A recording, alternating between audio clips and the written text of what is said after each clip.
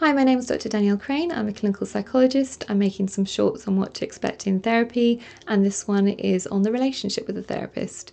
So, as therapists, we always aim to be kind and compassionate and non-judgmental and provide you with a safe space to talk about the difficult things that you're experiencing. The relationship that you have with your therapist is really important because it will influence how effective your therapy is. Sometimes you will find that you click instantly with a therapist. Other times you will find that it takes quite a long time to build up trust with that person, especially if you've had difficult experiences with people in the past. If after a while of working with them you feel like actually things aren't working well, or we're just not the right kind of match for one another, then it's okay to bring that up. The therapist will generally talk about it in a really open way, and we'll see if there's anything that they can adjust in their approach that would be more helpful for you, or, if appropriate, help you find a different therapist instead to work with.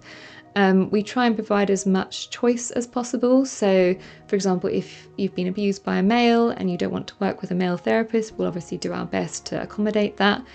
There will always be some limitations in terms of, sometimes small or very specialist services may only have a few therapists as part of their team, and so there's only so much that they can offer.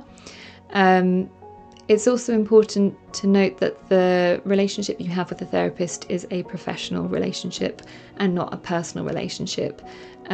So whilst we care about you and we see you regularly and we talk about often really intimate things, that relationship needs to be professional. It's a different relationship to, say, a friendship. We have to have appropriate boundaries in place, which means that we can't see you outside of session, we can't add you on social media, we can't have any sort of personal relationship with you.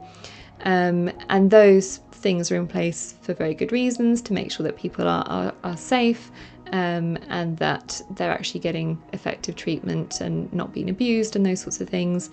The other thing to note is that if we were to happen to see you in a public situation, we might not directly acknowledge you or come up to you, and that's not because we don't recognise you or we don't care about you. It's part of protecting your privacy and confidentiality. So we wouldn't want to come up and talk to you and then your friend kind of overhear and ask who we are, and you then have to reveal that you're in therapy. So we do those things to try and protect you as much as possible. So I hope that's provided a good overview of what to expect in terms of the relationship with a therapist, and good luck with your therapy.